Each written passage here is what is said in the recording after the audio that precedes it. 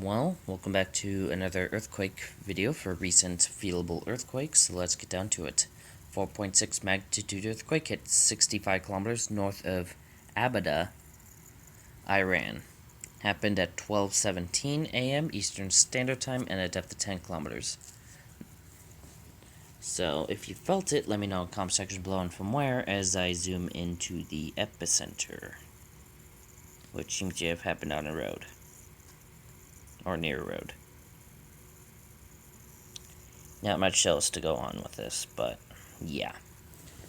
Closest thing to civilization really is this road.